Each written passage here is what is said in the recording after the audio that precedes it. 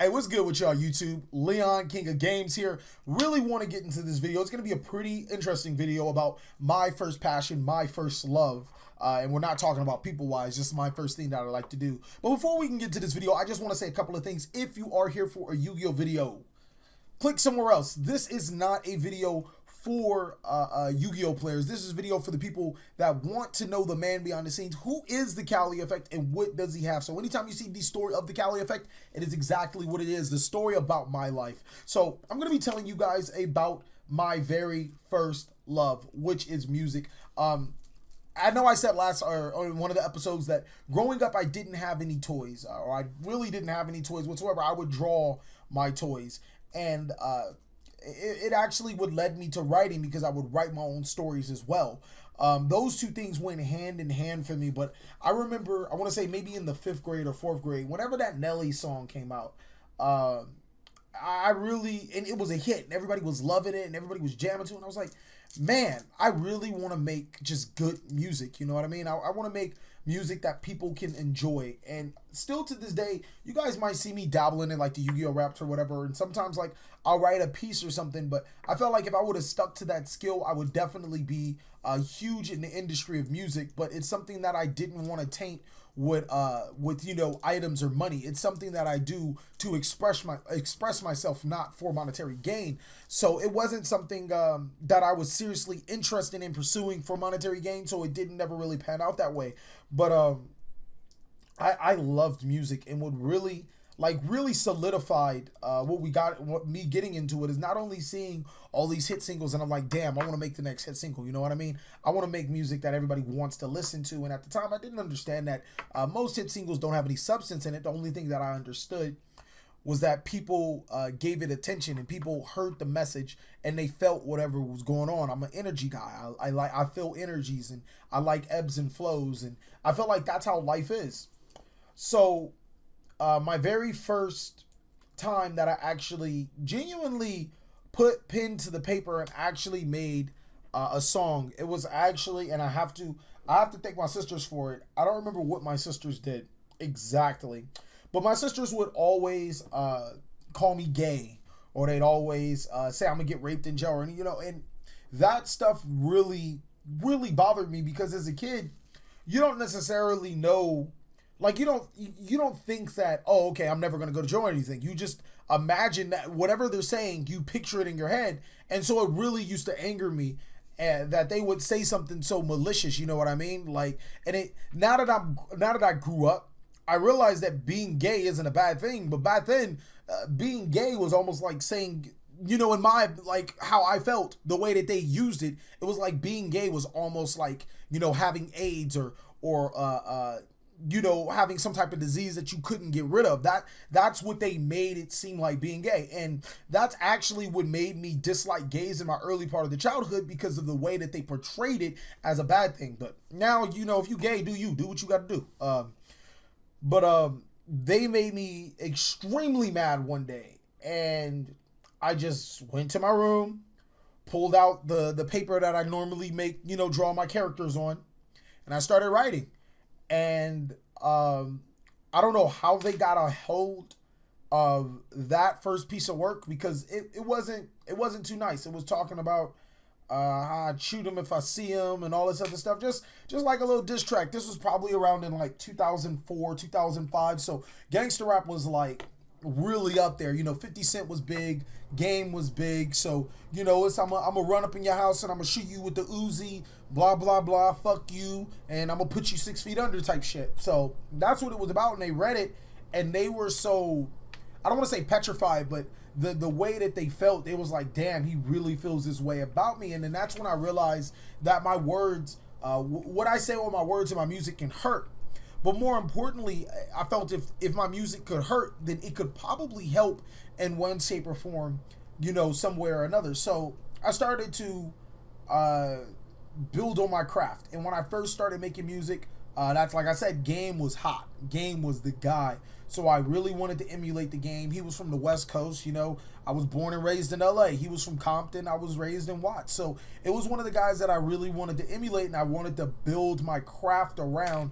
Now, when he dropped 300 bars and running, I thought that that was the hottest shit of all time. I thought 300 bars of running was probably the best song of all time. It was a 15-minute diss track destroying G Unit, and I was like, damn, this shit is lit. I still, to this day, I sat there and I rapped it for my wife. I remember, I want to say, a good 80% of the entire lyrics. Like, I remember word for word, like, here to break down. I'm not going to say it, right? But I still remember most of it. So, I was heavy into gangster rap. And then that's when I felt that I got a little more influence from Kanye West. That's when, around that time, Kanye West also dropped. And if you ask me, Kanye West was the beginning of the end for gangster rap, because we never seen something. At that time, there was nobody like Kanye West to make the music that he made in the era that he made and still reach the amount of people that he reached. There was nobody like that.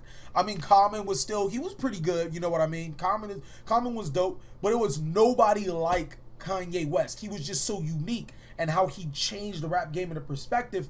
And it was more, now pop culture shifted from gangster rap, or, you know, the pop rap music or popular rap music shifted from gangster rap more to a conscious effort. Now, of course, we still had a lot of dance tracks. Yang Yang Twins, oh my fucking god, man, I fucked with Yang Yang Twins heavy. Mike Jones, Mike Jones, I fucked with Mike Jones heavy. And it wasn't like I listened to their albums or anything. It was just like, you know, it was the music that was going on at the time. But Kanye West and the game were two heavy influences into my early music. So a lot of times it was about, you know, guns and all that other stuff. And then other times it was about, you know, just the struggles of me going to school. It was really about some whack shit. You know, me not going to school and everything, and thinking how the system is against me. So even as a young mind, I was always I don't even know what to call him. I guess you can call him a maverick, a rebel, someone that didn't believe that the system was, you know, in my best interest. But nonetheless, I guess that's for another video. As I got into high school, I started to get deeper and deeper into more conscious rap. But even more importantly, in high school, I noticed that women loved when you wrote to them. Like, that was like their thing. Like, if you were to write something, and I still to this day don't know what it's like genuinely, because nobody's ever written anything for me, but I realized that if you wrote something for a woman, you could more than likely captivate her heart. Now, here was the problem. I was still a really shy person when it comes to letting people know my music, because I didn't let really anybody know. I think my boys heard me one time, and they was like, bro, you really rap. You fucking go hard. Like, they was just like, bro, you the shit. And they was like, bro, like, you it's like gangster rap, but it's like conscious. Like, you know, it ain't like, oh, I run up in the house and I shoot you, blah, blah, blah. It was more like niggas dying in the street every day type shit. And it was kind of like, I remember this one verse. I was like, I said, look into my eyes never lie. Dr. Martin Luther King was 42 when he died. Turn around, B.I.G., Eazy-E, and Pac went and died. It was just something like talking about like that. And then another one, I don't think I'll ever forget this line, because I thought it was probably the truest shit I ever said. I actually think I forgot the line, but it was like, I don't remember how it started. I don't remember exactly how it started, but I was basically saying, fuck, I don't remember how it started, but I was like, the race ain't over.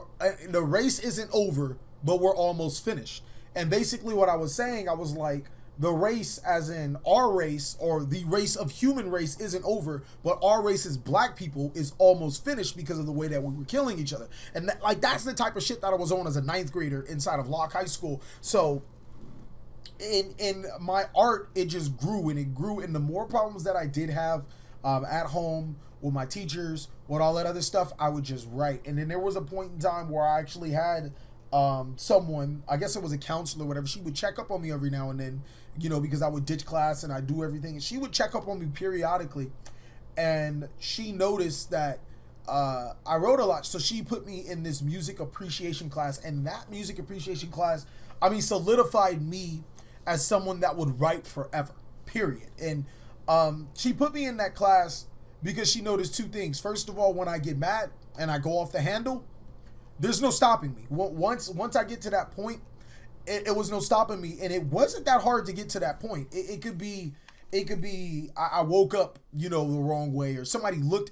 That actually where most of the shit happened. Somebody looked at me the wrong way, or somebody looked at me for too long, or somebody was talking and they could have been talking about somebody else, but I thought they were talking about me, and I flipped the fuck out, and it wouldn't be anything to stop me, and so she realized that this kid, when he's writing, he doesn't flip out, or if he was getting mad, he would write and he wouldn't flip out. So I wound up going to this music appreciation class.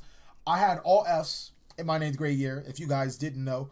I went to school 21 total days. And I think that was like the first couple of weeks. And when I mean 21 total days, I mean 21 full days that I went to school, but I never missed that music appreciation class. Never. There wasn't a single time. Once I was put in that class, I did not miss it. It was automatic. If I were to ditch all day, I'm going to that class. And they had Max at the time. It was actually, that music appreciation class was sponsored by Tyrese, if I remember correctly. And it had, everybody had Apple or Max. It had GarageBand on every single one of them. It had Pro Tools. It had quite a few things. And I started off making beats on GarageBand and just writing music to those beats on GarageBand. And really seeing myself flourish. So there was a guy that I looked up to. His name was Cadillac Bernard. And he wrote music too. Now, Cadillac had kind of like a Bay Area influence going on, but he spit some real fucking shit. I remember this one time, bro, I swear I wanted to steal this nigga line. He said he flipped more bitches than Yu-Gi-Oh cards. I was like, bro! I was like, nigga, I gotta have that line though, bro. That shit was hard. And he would, his music was a little more, I've always felt that my music was a little more extrovert. It was something that didn't fit into the confines. His music was so streamlined for everyone to listen to, and at the same time, everyone would get excited to, that I wanted to feed off that energy. And he had a lot of it. And even more importantly, Cadillac knew he was good. He had the swag to be like, yeah, I'm good, and I'm going to do it. So Miss Bradford, I will never forget her. That was the teacher at the music appreciation class. A talent show was coming up. And she was like, okay, you guys are going to have to do the talent show. And she was like, everybody has to go into the talent show. You have to do something. So I got entered in the talent show. And she was like, you and Cadillac should work together on a song.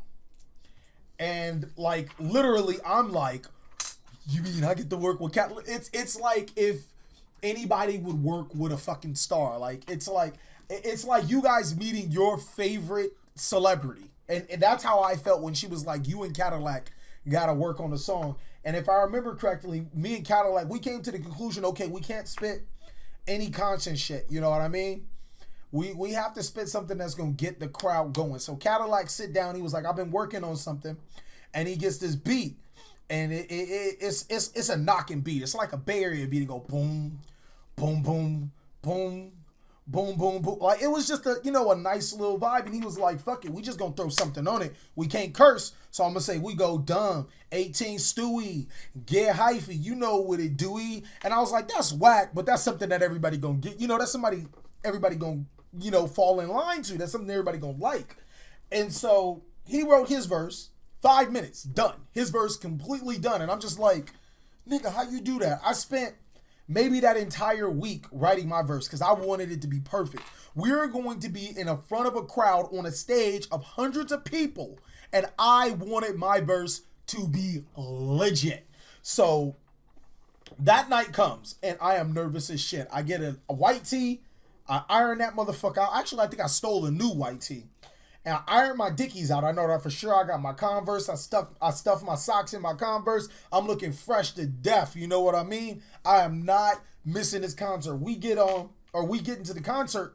And if you guys remember in my last video, I was talking about Big Mike. I did not know Big Mike was a rapper. Big Mike hops on stage. He kills the shit. And we, bro, bruh, that nigga can rap. And not only could that nigga rap, he was just, he had the swag, he had the spitting, he had everything. It was just fire. But he got kicked off stage for cussing.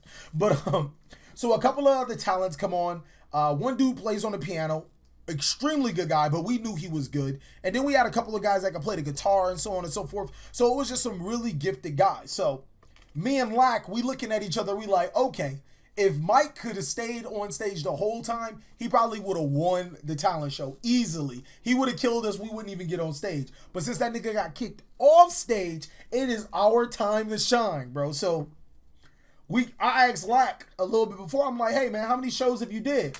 Lack looked at me with so much confidence. Cadillac looks at me. He was like, man, I do shows all the time, man.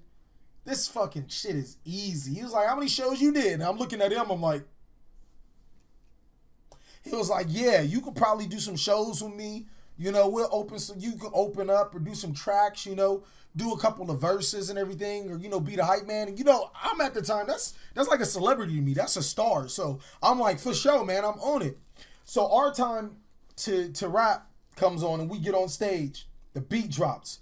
Boom, boom, boom, boom. Boom, boom, boom. Everybody's just like, everybody bobbing their head. We go dumb. 18 Stewie. Get hypey. You know what it do. We go dumb. 18 Stewie. Get hypey. You know what it do. And everybody is just like, all right, we feeling this. Cadillac looks at me. I look at him. This nigga starts spitting my verse. I look at him I'm like, nigga, that's my verse. He probably get 4 bars in. And he chokes. He can't finish his verse. He can't find his verse. He chokes. He walks off stage and I'm like, nigga, you first verse. How I'm gonna do my verse without you doing first verse? So I'm like, fuck it. It's only one thing I gotta do. Look, and I know Mercy says it best. Heroes never die. I pick up this nigga Mike and I just start freestyling off the top of the dome. I'm just like, I don't even remember what I said, but I was like, everybody know I keep it low key and stay OG because I'm from the West Coast. And, bro, I was just going off. It came to a time where I ran out of words to say. I think I put up a good, if it was 16 bars on that one, I put up a good 10. You know what I mean? And plus with the fuck up, I probably got the 14. So I needed 2 more bars and I couldn't finish it. So I wound up getting off the stage. I was like, fuck, I forgot. I didn't know. Then my part came up. I'm like, damn, I could have fucking did the whole thing by myself. And it was an event that I won't forget. They actually have that recorded. I hope they got rid of that by now at Locke High School. So that was an event that you know, it was basically like, man, this rap shit, this is what you're going to do. You know what I mean?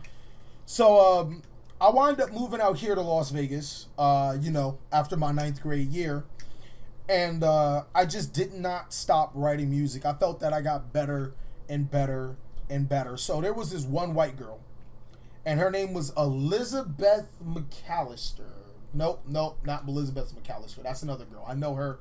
She's a very special person to me. I'm pretty sure she died of cancer, but she was a very special person to me, very close to my heart. But I know her name was Elizabeth. We used to call her Becky. You won't believe why we called her Becky. But Becky was probably the first person in Las Vegas to hear me rap. And I remember it was on this that song, This Is Why I'm Hot. This is why I'm hot. This is why I'm hot. And I spit a mean ass 16 on that shit. And she was like, damn, you got it. You got the juice. She obviously didn't say that, but I'm just saying what obviously she was saying. And I was like, yeah, you know, I'm just keeping on to my craft and everything. And me and her developed a close friendship because she would always like want to hear me rap. She would always want to hear what I got next. But more importantly, I think she liked me. I just never really picked on her. Now, I wasn't attracted to Becky the way she probably was attracted to me, but I thought she was a really, really cool person to be around. And she was a big reason why I kept making music in, you know, the beginning stages of me being out in Las Vegas. And so that's when I, you know, a little later, I met my wife, Amber, my girlfriend right now. And She was the only one of the only. Actually, no, no, no, no, no. Let me apologize. I apologize. I apologize. Uh, Elizabeth did keep me going for a while, but either she dropped out, she quit, she started smoking weed. One of those factors, me and her, we didn't stop being friends, but we kind of fell off. It also had to do with me selling candy and all that other stuff. So basically, there was a period of time where I quit music, and it wasn't. I was just like, this music shit. First of all, I was like, it's not who I am. I was at crossroads. I was like, I'm not even really that good because I don't even have anybody to spit it to. Then I remember one day, man, I'm telling you, my sister, she spit a clean ass fucking freestyle. We were literally just in the house. She was like, nigga, you can't rap. You can't rap. Anybody can do it. She spit the cleanest ass freestyle. I really wanted to quit. I was just like, damn, well, fuck. That shit was cleaner than any shit I ever wrote. Like, ever. Come to find out she did write it, but still, that shit was fucking dope. I was like, I don't even want to rap anymore. So I put it down for a bit. I was like, you know what? Whatever. And by the time I got kicked out, I'm giving you guys, insight on the last video, if you guys seen the last video. By the time I got kicked out and I met a friend that eventually led me to Amber, she was big into music. Her name was Latoya. And her little family or her family, everything was supposed to be like, they're supposed to be all producers and all music makers or whatever. And I was like, I'll write music. And she was like, okay, my nigga, everybody writes music. Because this is at the time where Lil Wayne was coming out, so everybody wanted to write music. So I was like, all right, you think I don't write music? And so I was like, give me any beat. She gave me that one beat by DJ Khaled, Lil Wayne, and all the T.I. and all them other people. We taking over one C at a time. So I was like, cool. I wrote down maybe for 5 minutes. I was like, I'm like an animal, more like a beast, very territorial, smart like a geek. Step on my soil, it's time for me to eat. You fucking Wood Cali, real nigga from the east. My west niggas stay with the heat. We some well-known killers, wrap them up like Chinchilla. I'm a cold-hearted nigga, staying loking like the ocean, holding on that foil. Niggas know I'm pumping. And I don't remember the rest. But I literally killed the entire song. And, like, she was like, whoa. Because this is, I mean, if you ask me, though, that was weak as fuck. But back then, not only were we kids, but that was like, it was just like the delivery. It's not always about what you say. That's what I've learned about music, and that's why I think I'm so bad now. It's not what you say, it's how you say it and how you can deliver that to the people. I mean, if you guys listen to hip hop or rap or anytime you hear mumble rap, they're not saying anything, but their delivery is so on par. And the beats, the instruments that they're using now, it drags you to a whole nother dimension now. So it's like, not only are the producers 50 million times better than they were before, the people have perfected the way that they rhyme, that they make their rhyme scheme. So you don't even have to say anything. It's like, turn up, turn up, turn up. I got bras in Atlanta. Now that sounds fucking retarded when you say it on acapella, but when you cater it to an instrument that like brings out the sound, it sounds really good, which is why I don't hate mumble rappers. I don't listen to them, but I don't hate mumble rappers because they have something that I've always wanted. So I kill it. She was like, damn, you fucking good. You know what I mean? You should come fuck with us. Little did she know I really wasn't trying to fuck with her. I was trying to fuck her friend. So I wound up meeting Amber, and keep in mind, remember what I told you about making music for women. And Amber, I don't know if I could disclose this stuff that I'm going to disclose. And I really don't want to ask her. I wish she was listening so I could ask her. Oh. Can I tell her? All right. So Amber, she was, you can just say a depressed person. She wasn't,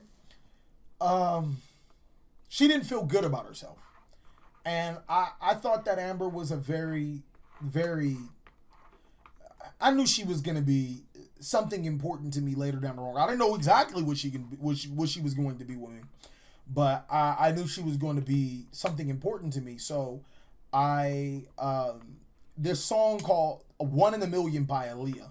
I always loved that instrument. I've always loved that melody, that beat. I've always loved it, and I don't care if it's a R&B beat. It's a fucking hip hop beat to me. And so I wrote her a song. And the only thing I remember is it started off, it was like, no doubt, baby girl, when I first laid eyes on you, all I wanted to do was love you, kiss you, hold you, and touch you. And then I want to make love to you. I was shocked. What's going on? This infatuation I ain't never had before. You are someone I adore. And I don't remember the rest. But still, like, that was, I got a lot of music that I just don't remember the rest. I remember, like, seriously, I still remember to this day my very first rap that I ever made that, you know, outside of, like, the one that I officially sat down and rapped. I remember the first part. Don't ask me to remember the whole song. It's just not going to happen. So I told her, she doesn't remember that, me ever saying that to her, but I spent maybe a good amount of time perfecting just the flow change up, just how you have to rap a little faster just to keep up with it. But you still could, you know, you could keep up with a rhythm or something like that. If you guys understand what I'm saying, if you ever did anything with music, or if you kind of have a feel for music, it's kind of like you got to speed up. You can't just rap the same way. You have to rap on a tempo. Unless you're white. You guys don't have to do anything because we already expect y'all not to have it. But I told that to her, and I genuinely think that song is the reason why we are here today, because like I said, music captivates women's hearts. I actually have another song for her that I'll reveal. This song, I don't care how mad she is. If I say this song, she's not mad anymore. But that happened, and it was a pretty important part of my life, because that's when I was starting to get into a part where I didn't really have any friends. I didn't really have any family. I didn't really have anything, but I had this music. This music is what kept me going. So fast forward a little later, I wound up getting in my senior year, or late my junior year, and I meet this cat named Melvin. Now, Melvin was also from California. He was from the Bay Area. And me and this nigga was inseparable. Me, Melvin, Waylon. Well, I stole Chris' bitch, so I didn't know I was a bitch stealer, but I guess I'm a bitch thief. She was on my dick, all right? It wasn't like, hey, baby, come here and come fuck with a nigga. She was like, why the fuck am I with this slob-ass, weird-ass, weak-ass nigga? And she just kind of hopped on my dick. But it was just me, Melvin, Waylon, Keith, Chris, Nathan. I know I'm missing somebody important. I know I'm missing. Oh, and this girl named Lakeisha. I'll talk to you guys about Lakeisha later. It's a pretty big story. So we all kind of linked up, and we made a crew. And basically, our crew was called Cali Swag. And all of us, we all...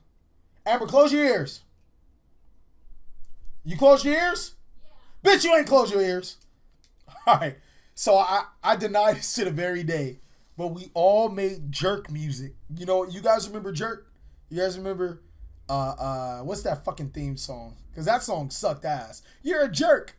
You're a jerk. I know if you guys remember that, then you remember the whole thing. We made music like that for a good time, and we actually danced.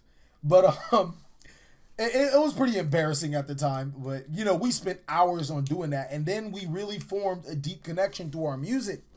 And we would write a lot. We would spit a lot. We would spend all night rapping, cypher, all of us, rapping one after another, just pushing each other. And it came to a point where we were just like making music, but we didn't really have any way to put it on wax. But we were making some really good music. We would host parties, and not necessarily host parties, but we would like come together, and it would kind of be a party because it would be so much fucking people, and we'd always just rap, and we would always just get everybody going and get everybody jumpy and get everybody loud. So it was all cool until Melvin and Waylon and them, they started smoking weed, and I was just like, that's not me. That's what separated our drift. Meanwhile, I did meet somebody. Tell you, he is my favorite gay friend. And I'm sorry, my other gay friends, but he is my favorite gay friend. And the reason why he's my favorite gay friend is because this dude was so fucking gay. He was so incredibly gay. I felt that you had to be, you just had to not know what gay was to think he's not gay. But nobody thought he was gay. I'm literally like, he's gay. And everybody was like, no, he's not gay. He actually fought a gay dude for trying to come on to him. And I was like, that doesn't make him less gay. He wound up being gay, but newsflash. But he actually was huge into music. Now, his music, he sounded like a boy version of Nicki Minaj. He still does to this day. His name was Hilo. I actually do like some of his music. I would fuck with a lot of his music. It's kind of dope. But sometimes it's just like, my nigga, why you talking about fucking girls? Like, you gotta give him that. You gotta give him that. Like, I know that that's what niggas want to hear, but why you talking about fucking girls? Like, that's fake. That's fake music. I don't like fake music. I mean, don't talk about fucking dudes. I ain't gonna listen to that shit either. You would have got a catch-22, but don't talk about fucking, that's, no. But I would go over his house and we would make a music. And at that time, that's when I don't want to say I distanced myself from the Cali clique, the Cali swag, but that's when I started fucking with the new guys. And I forgot what we called ourselves. But that's when I started messing with them, and we made music. I think it was one studio session. They came in, they played a beat because they didn't know what I was up to. It was me, DeMarcus, Florence, and Florence's sister. I can't remember her name right now. But he played a beat, and it was a weird beat. But he played it because I didn't think they knew what I was doing, and I was like, okay.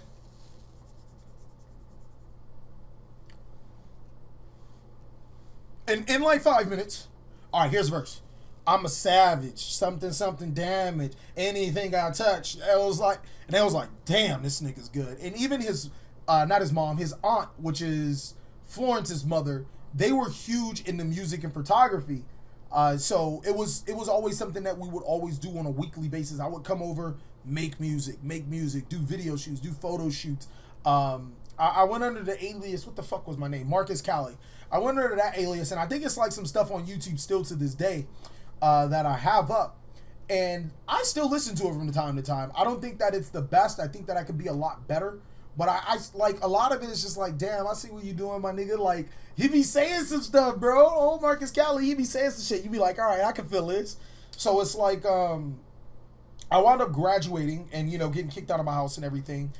And which is funny because music still kept me alive then. I wound up staying with a friend of mine who was huge into music as well. So I never really stopped writing music after I initially stopped that one time. I remember when I got Amber pregnant, she was acting like a bitch. So I wrote a song about her. And fuck, I'm trying to remember it. I know it's a song on YouTube. It was a poem at first. And I was talking to another girl. She was a friend. I actually talk about her too. But she was a friend, and she did music a lot. Like, we used to date at one point in time, but we were better off as friends. And she actually rapped, and she actually did music, and we did a lot of music together. And I wrote this poem, and I'm trying to remember how it goes. Oh, all right.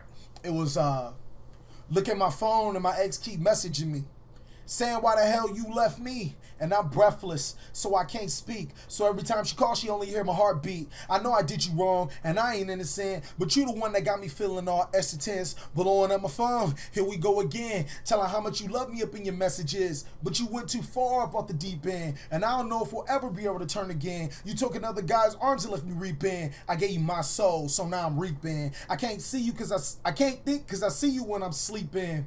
Wait, how it go? I can't think because I see you when I'm sleeping.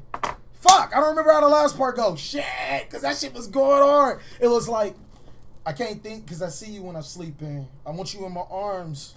It was just, And it was like, now I'm dozing off, daydreaming. I can't avoid the inevitable. And then I spit that to her. She was like, whoa, that's fucking deep. You know what I mean? Like, you hurt, my nigga. You need some water? You need some juice? You want to go outside? Like, she was saying, like, you deep. And then she was like, keep writing. And then I was like, now I'm dozing off, daydreaming. I can't avoid the inevitable. But when it's said and done, I still don't want to let you go. I want you in my arms, just a thought that you should know. I gave my heart and you said you never let it go. Now I'm finding bits and pieces down this lonely road. And this road I ain't never been here before. It's so clear, but I know it ain't near though. And it's evident that you hate me, that I moved on. And I still love you. I just don't want this pain no more. And she was like, damn, my nigga, like, this bitch really hurt you. She was really to pull out the gat and murder her ass. And I was like, that's just how I feel. So I started writing a little bit closer to my heart. You know what I mean? I have quite a few sad songs that got put up during that time because she was a straight bitch when she was pregnant and when she had her kid. Even before she got pregnant, she was just a straight bitch. And I think when I wrote that song, that was the turning point. Because as you guys heard in the song, it was... I'm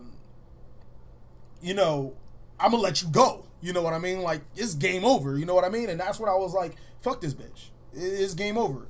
And that's when everything changed. And once I started stop being a bitch ass nigga and put my foot down and was like, this is what's going to happen, she fell in line. So there goes back to my other video. Put your foot down. During that time, I also got really, really big into rock. And I didn't listen to rap at all. I just did not like rap. And I love System of a Down. I like System of a Down. I like Aerosmith. Who else? Who else do I love? I like 30 Seconds to Mars. I fucked with 30 Seconds to Mars heavy. I liked My Morning Jacket. I liked their melody a lot. I liked who else? Nickelback was okay. Like, and it's not that I really like Nickelback. It's just that a close friend of mine, and keep in mind we're all black, close friend of mine, and that just goes beyond the connotation. Like, black people like rock music. I mean, we kind of invented that too. But he was playing Nickelback, and I just kind of got into it. Biggest reason why I got into rock is because of Rock Band, and I love System of a Down. I just love System of a Down. I have all of their albums still to this day. I listen to their music. I fuck with System heavy. And it really brought out another side of me. It brought me into thinking a different way and moving a different way. I didn't say nigga. I didn't call bitches bitches. I probably should listen to rock a little more. But that's not entirely who I was. That was just half of who I was. I knew I was a diverse person, but I was kind of denying the rest of me. And the rest of me belongs towards the hip-hop rap culture, which is speaking on the struggles that I've been through. You know what I mean? I can't speak towards the rock culture as it is now more than the hip-hop culture. So I finally re-identified myself and I came back to rap. I actually made quite a few. I made so many rock songs. It was just rock and sing songs. Like R&B came easy to me, but I suck at singing. That was the problem. Like, man, I fucking wish I had Chris Brown's voice. If I had Chris Brown's voice, I'd be fucking a millionaire just by accident. I didn't even have to push it. I could write fucking songs like that forever. I can write rock songs forever. It's hip hop that I tend to have more trouble with. But Amber winds up having my kid. I wind up stopping music for a little bit on and off while my kid's on because, I have a kid. And the last piece that I wrote about her and my kid, and Amber, come in here so I can sing it to you. She wants to hear it. I know she does. This is going to be the last thing before I get off.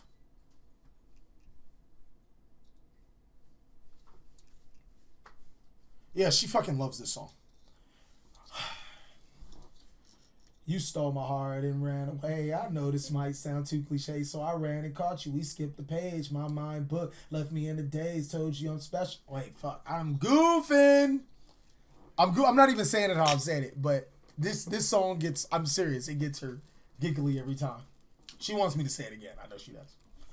You stole my heart and ran away. I know this might sound too cliche, so I ran and caught you. We skipped the page. My mind book left me in a daze. Told me I'm special. Love what you say. I wanted to take you to another place, so you got naked. I got naked. Next thing you know, we both sex and touching each other, loving each other. We thought about it. Use no protection. Next thing you know, she don't want to say it. Next thing you know, we breaking up and you texting me saying you were pregnant. I guess my son taught me a lesson. Chase these feelings till there's nothing left at it. I'd rather have what I have right now to wonder what I could have if I would have chased it. Some of my friends call me dumb and reckless, saying, damn, you should have used protection, but fuck them niggas. I'm going to take my chances, learn my lessons, find my answers. I'm so young. Man, look at all this shit I've done. Standing at the top, the bottom's where I'm from. And every time I drop, I know it ain't over. Life's a roller coaster, hands to the sky. Reaching for the stars, but I ain't no fan. I want that life. Fight to the end, and when I die, pray for me, because I know that shit soon with all the things I do. I had no sleep, it's just been in my room. It's hard to look at moon when you know it ain't you. I've been playing too conservative, and you've been saying too many words for him. Don't speak in front of greatness. Young, black, and faceless. Young, black, and tasteless. All these new faces keep me from having a facelift. I'd rather see these faces than repeat the same shit. She all rapping in the background. She ain't gonna say nothing, though. But, since then, I've kind of like, I always say I want to get back into music, but I don't feel that I'm good enough anymore. I felt that my skills have waned considerably from my prime, and it's depressing to see me being able to like make so much good music. I actually did make some more good music, and we're probably just gonna go over the 40-minute threshold. I made actually more music after that, and I felt that was probably some of the best fucking music, like cohesion wise, but the flow, the delivery, is whack. Actually, I ain't even gonna say it's kind of whack. I feel that it needs far more improvement than what is right now. And that's the most frustrating part, is having to go back in and reinvent yourself and turn yourself into somebody completely new, or a new you, and keep going forward. I remember this one I wrote with my buddy DeMarcus. He had a really good song, and it was it's probably one of my favorite lines. It's crazy when you're the number one topic. We blasting off again, Team Rocket. The difference between the famous and the not yet is that I can see y'all all watching. What? How it go? How it go? How it go? Exes say I'm overrated. That just means I'm X-rated. And ever since I played them, you could catch me in a playlist. I can see the haters. They just stare up in amazement. I must be a star, shining, gazing down. And yes, I guess I love it. I'm just doing me. That seems to be the thing that does it. Walk up in the club, all the haters give me suction. Me and my party, we the only thing that functions. Only thing that's working. Is it worth it? These lags ain't got connects. Short circuit. Ain't nobody near me, so step out of my circumference. And yes, I'm blowing up supernova to the surface when they tell me I'm not a star. But I don't really give a fuck who they are. I'm doing me. Yeah, I'm rated R. I'm doing me. Yeah, I'm rated R. Hey, bro, look, I can do this forever. Like, once you get me started, I can like say all of my old shit. You remember the first rap that I actually like put in the studio? Nina loves it. So does Meshach. So does Josh. Hey, I swear I want it and I got it. You're a problem, then I solve it. You're a beast, well, I'm a monster, always one step above it. Any obstacles, I'm over it. Course ain't like a soldier vet. It's in my veins, I'm feeling it. Champion, I'm winning it. Ain't nobody killing this. Lyrically, on this beat or off this track, I will defeat whoever dares to challenge me. I taste it like it's victory, and damn, it tastes so fucking sweet. Nina, I got it like a light bulb when I think ain't nobody better than me. I put these rappers under me. I rap them like in circle link. Dissect them like a surgery. Damn. And my rhyme must be the epitome, because whenever I write, I change it up like an epiphany. Control and conquer enemies. Behold, I'm the picture you see behind the mirror. It ain't no clear to knock me down. I get up fearless. Yeah. This is Cali rapping above your earrings. Can you hear me? Turn me up if you can't hear me. Hear me. On your block in your streets, it's bumping, banging like I'm a speaker. In your stores, just like a Visa, MasterCard, like I am the one. And to ever that has tasted defeat, I can tell you that I made it, hate it, call it victory. I remember that, bro. That was my graduation. That was the song that I actually made for my graduation, bro. Y'all taking me back. Y'all ain't even hearing stories. Y'all just hearing my whack ass fucking raps. But I fucking love it, man. Every time I go over my music, I am so proud of it, because it's not necessarily just music. It's every single step of my life. That song Victory, in my senior year, I had 13 credits. At the beginning of my senior year, you need 22 and a half to graduate, right? I had like 13 credits. Transcripts will show it. I was barely a sophomore in my senior year, and I graduated on time. And that was my song to it. I remember there was the song, first name Marcus, last name Cali. Don't care if you see me or who with me if you don't have me. Who's sassy when you rockin' beats like this, so try and catch me. She's classy, but don't want all the tightness so that happening. That's ass. It was something like that. That was actually, I was writing that because I was really trying to perfect who I was, and I wanted to switch up the style. There was one song where it was, give me one. Oh, I remember this one. All the money, fame, and fortune, I put you before it. I could live without the world before I leave you lonely. I never thought we end this way. I felt I could have done more. If I could take mistakes back, I would have done that before. But things happen for a reason. Tell me what destiny is. I made mistakes and paved my way. This pain should never fade away. I regret nothing that I say, because the truth is told before my eyes. It wouldn't change my ways. I gave you everything I had. I loved you to the very end. Now the time has come and I can't seem to try to make amends. I guess it's where we go in part. Now I'm back to where I started. I was born alone, I'll die alone, and I can't help but feel like this. that was like, that was the first song I wrote about her. Actually, that was the second song I wrote about her, because this little fat ass always fucking with niggas' hearts and shit. But yeah, I got a lot of music, man. I really do. And the problem is just reinventing myself and putting effort into actually making it. But I strongly feel that I'll be able one day to get back into it. And I think once I get back into it, I'll be good. But a lot of people wanted to know what was my, why was I making, why was I making Yu-Gi-Oh raps and all that other shit? People have asked about that, like, yeah, your rap's kind of dope, you know what I mean? If you actually got onto it, I think you'd be good. Even one of my favorite subscribers, one of my favorite fans, Cav, he was like, damn, I mean, they kind of cool. You just gotta add your to it. And I was like, damn, you right. Oh, I got one more rap to read before. It's a little spoiler. How it go, Amber?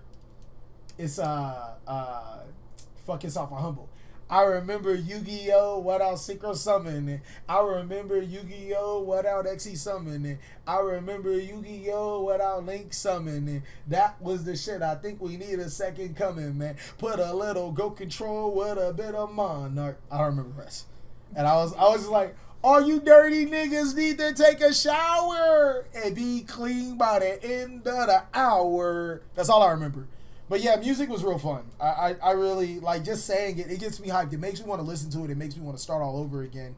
But I got to find my place. Well, that's all you guys are, that's all we're going to say for today about music. I have so much more. And I really did enjoy doing this video, which is why it's a lot longer than it should be. But thank you guys so much for watching. And I'll catch you next Sunday when we start talking about, some other stuff. This was just my love and appreciation for music. To answer your question, yes, I've listened to all music. Rock, techno, dubstep. I don't like country. I like one song in country, okay? It's George Strait. All my exes live in Texas. I love that song. But other than that, I don't like country. I love rock, as you guys know. I like System of a Down, which is like, I wouldn't even classify them as like, it's not, they're kind of like, if you ask me, they're the start of, a really good genre. I like that one song. Let the bodies hit the flow. Let the bodies hit the flow. Let the bodies hit the... But yeah, I like all types of music. And people always ask me constantly what's in my iPod, right? Or not my iPod. Oh, shut up. Sound old as fuck. What do I listen to? Right now, Jay-Z's 444. Kendrick's Damn. Big Sean's... I decided it was good, but I'm talking about Dark Sky Paradise. Good Kid, Mad City. To Pimp a Butterfly is probably the best album of all time, in my opinion. My Beautiful Twisted Dark Fantasy from Kanye. I still listen to a lot of old shit and a lot of, rappers that, still resonate with me to this day. But thank you guys for watching, and I'll catch you next time.